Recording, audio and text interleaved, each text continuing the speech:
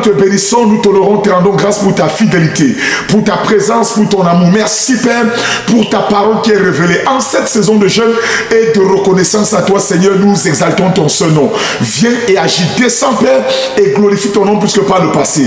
Seigneur, pendant que nous voyons dans ta parole et dans l'intimité avec toi Seigneur, glorifie-toi. Je prie qu'après cet enseignement, que les vies soient radicalement transformées, que les histoires ne soient plus jamais les mêmes et que ta gloire devienne visible sur la vie de ton peuple, de tes serviteurs, de tes servantes, dans le glorieux nom de Jésus. Reçois toute la louange, reçois la gloire, reçois l'honneur, reçois la majesté et reçois l'adoration parce que tu es Dieu au nom de Jésus. Je prie au Père, Seigneur, que ta gloire et que ta grâce, Seigneur, descendent en cette matinée de grâce dans la vie de toute personne connectée afin qu'il soit une image taillée de la personne que tu es. Que le ciel soit manifeste sur la terre au travers d'eux et que la prospérité, l'enrichissement, ta main forte, puissante et agissante soit posée sur les vies et que les générations présentes reconnaissent que tu es Dieu et que tu ne mens pas. Je prie, Éternel, que par la mesure d'onction de cette heure, Seigneur, tu étends ta main sur les vies et que seule la louange et l'adoration soit rendue parce que tu es Dieu pour l'éternité.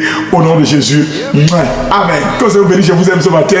Au nom suprême de Jésus. Dans le chapitre 4, à partir du verset 23 au verset 24. Mais l'heure vient et l'heure est même déjà venue où les vrais adorateurs adoreront le Père en esprit et en vérité, car ce sont là les adorateurs que le Père demande. Dieu est esprit et il faut que tous ceux qui l'adorent en esprit et en vérité. Quels sont les obstacles à une vie d'adoration majeure? L'heure vient et l'heure est déjà venue. L'heure n'est pas pour le mois prochain, l'heure n'est pas pour l'année prochaine, l'heure n'est pas pour demain, l'heure c'est pour aujourd'hui. Il dit l'heure est déjà venue et je parle à quelqu'un qui est connecté à cette page. Ça c'est ta saison de manifestation, ça c'est ta saison d'adoration, ça c'est la saison où le ciel veut te rencontrer et la saison où Dieu veut certainement te faire du bien. La Bible dit que l'heure vient et l'heure est déjà venue. Il y a des heures qui ne sont pas encore venues, mais l'heure est venue où la véritable adoration doit être manifestée dans la vie de tout croyant. Sur la base de la parole de Jésus, nous comprenons un mystère. Il y a les faux adorateurs, deux, les adorateurs et trois, les vrais adorateurs. Question posée, de quel type d'adorateur fais-tu partie? Le premier obstacle d'une véritable adoration s'appelle quoi? L'ignorance de Dieu. Plusieurs ont entendu parler de Dieu, mais très peu le connaissent. Le problème de l'église de cette génération, c'est l'ignorance de Dieu. Les chrétiens ne veulent plus connaître le Dieu qui les appelait. Daniel était à Babylone. Daniel a souffert à Babylone. Daniel était esclave à Babylone. Mais Daniel a dit une parole.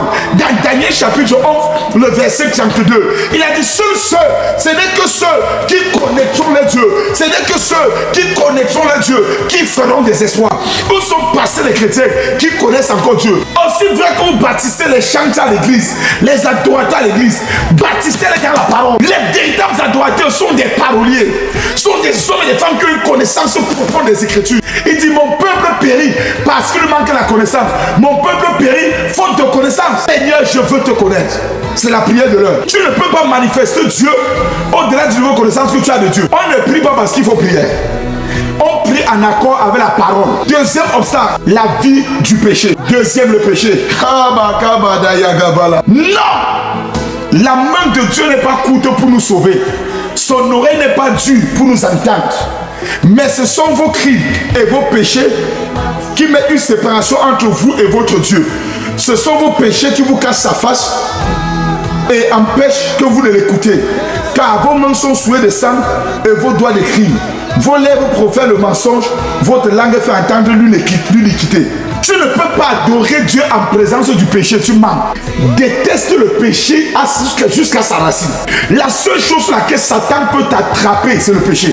Je mets devant toi la vie et la mort, mais choisis la vie afin de la vivre éternellement. On va finir prier comme ça. Le mensonge que tu as fait sur la vie de quelqu'un passe au.